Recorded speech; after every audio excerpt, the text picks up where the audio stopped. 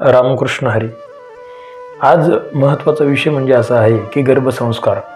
नेमकं गर्भसंस्कार म्हणजे काय आणि आजच्या लहान मुलांवरचे जर संस्कार पाहता त्याचं कारण असं आहे की ज्यावेळेस महिला गर्भवती असते त्यावेळेस त्या गर्भावर झालेले संस्कार हे अतिशय महत्त्वाचे असतात. कारण की त्या काळामध्ये त्या महिलेच्या गर्भावर बीजांकुर होत असतं, कुठंतरी पेरणी होत असते. परंतु ती पेरणी जर सुपीक झाली नाही, संस्कारांची पेरणी झाली नाही, तर येणाऱ्या काळात निश्चित त्या लहान मुलावर खूप घातक परिणाम झाल्याशिवाय राहणार नाहीत. आणि त्यामुळे भविष्यामध्ये मुलं आपल्याला सांभाळतीलच ह्याची काही खात्री नाही. म्हणून गर्भावरचे संस्कार संस्कार का करायचे असतात तर त्याचं कारण आहे की जर गर्भावर संस्कारच केले नसते तर छत्रपती शिवाजी महाराजांसारखा महायोद्धा जो पूर्ण भारताने नव्हे तर पूर्ण जगाने पहिला असा राजा या महाराष्ट्राच्या मातीत झाला नसता. गर्भावर जर संस्कार झाले नसते तर या महाराष्ट्राच्या मातीला थोर संत मिळाले नसते. आत्ताच आम्ही सांगितल्याप्रमाणे की गर्भावरचे संस्कार काय असतात आणि त्या अनुषंगाने ज्ञानेश्वरी काय सांगते, त्या अर्थानं धर्मग्रंथ काय सांगतात, त्या अर्थाने संत काय सांगतात, ह्या अनुषंगानं जो काही या कार्यक्रमाचं मुख्य स्वरूप आहे ते आपल्या या सगळ्या कार्यक्रमांच्या बऱ्याच तारखा बाहेर गेलेले आहेत. मग ते काही कार्यक्रम कॉलेजवर असतील, काही कार्यक्रम कोणत्या सप्ताहामध्ये असतील किंवा काही ठिकाणी व्याख्यानांच्या स्वरूपात ते कार्यक्रम असतील. परंतु त्या कार्यक्रमामध्ये निश्चित असं महिलांसाठी विशेष ज्ञान दिलं जाणार आहे. गर्भावरील संस्कार का महत्त्वाचे आहेत या अनुषंगाने मी एक उदाहरण तुम्हाला सांगू शकतो. ज्यावेळी छत्रपती शिवाजी महाराज माँसाहेब जिजाऊंच्या गर्भामध्ये होते त्यावेळेस गर्भामध्ये असताना अनेक ग्रंथांचं वाचन त्यांनी केलं. भगवद्गीता असेल, ज्ञानेश्वरी असेल, इतर तुकाराम गाथा असेल, अनेक इतरही सर्व ग्रंथांचा अभ्यास माँसाहेब जिजाऊंनी केला.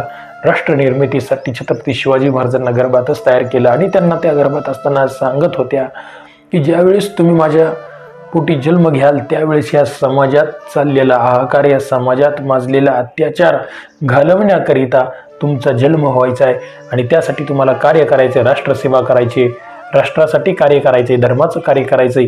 आणि हे माँसाहेब जिजाऊंनी गर्भात असताना छत्रपती शिवाजी महाराजांना शिकवलं. म्हणून छत्रपती शिवाजी महाराज घडले. ह्याच अनुषंगानं जर गर्भावर योग्य संस्कार झाले, योग्य वयात झाले, निश्चित येणाऱ्या काळामध्ये समाज निश्चित बदललेला दिसेल. कारण की ही जी लहान मुलं असतात ते अगदी कोमल असतात. त्यांच्या मनावर केलेले संस्कार हे पूर्ण समाजालाच नव्हे तर स्वतःचं जीवन ते बदलू शकतात. आणि येणाऱ्या काळामध्ये सर्वात मोठी अडचण ही निर्माण होणार आहे की मुलांना आपले आई वडील देखील सांभाळण्याचा त्रास होणार आहे किंवा ते सांभाळणारच नाहीत.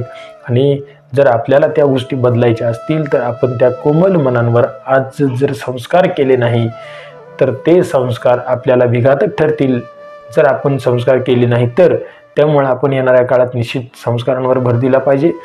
संत कबीर महाराज एक सुंदर असं उदाहरण देऊन सांगतात की जन्माला आल्यानंतर आणि मृत्यूपर्यंतचा एक जन्म मृत्यू सोहळा आहे, परंतु ह्या जगामध्ये आल्यानंतर एक गोष्ट करायची असते. वर्जून दादा ती कोणती असते तुम्हाला सांगतो.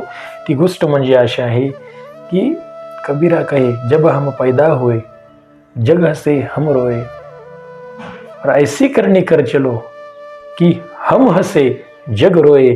मग ही करणी करण्याकरता म्हणजे हे चांगलं कार्य करण्याकरता ज्यावेळेस आपण जन्म घेतो त्यावेळेस आपण रडत असतो, जग हसत असतं. परंतु जीवनामध्ये एवढं चांगलं कर्म करायचं की आपण मेल्यानंतर आपण हसत गेलं पाहिजे आणि जगानं आपल्याकरता रडलं पाहिजे.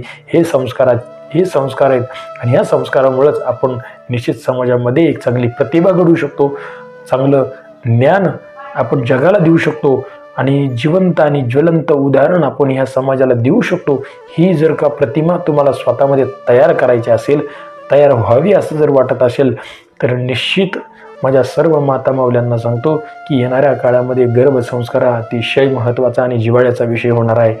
महाराज कर्माचा रेटा एवढा मोठा आहे की आज एवढी समाजामध्ये वाईट परिस्थिती निर्माण झाली आहे की आपल्या आईवडिलांनी मुलांना खूप शिकवलं परंतु त्यांना शिकवल्यानंतर ती मुलं विदेशात देशात कामाला लागली, मोठमोठ्या पदावर बसली, परंतु आपले आई वडील वारल्यानंतर देखील त्यांना त्यांच्यापर्यंत पोहोचण्याकरता वेळ नाही. ही सर्वात मोठी समाजामध्ये शोकांतिका आहे आणि ही जर बदलायची असेल तर निश्चित सांगतो महाराज 2 गोष्टी आपल्या मुलांना कमी शिकवा पण संस्कार मात्र अधिक असले पाहिजेत. कारण त्या संस्कारामुळं तुमची मुलं ही तुमचं संरक्षण उभ्या आयुष्यात आणि मरेपर्यंत करणार आहेत आणि तुम्हाला तुमच्या हक्काची भाकरी देणार आहेत.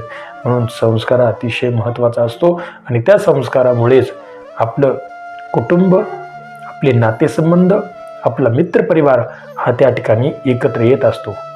रामकृष्ण हरी.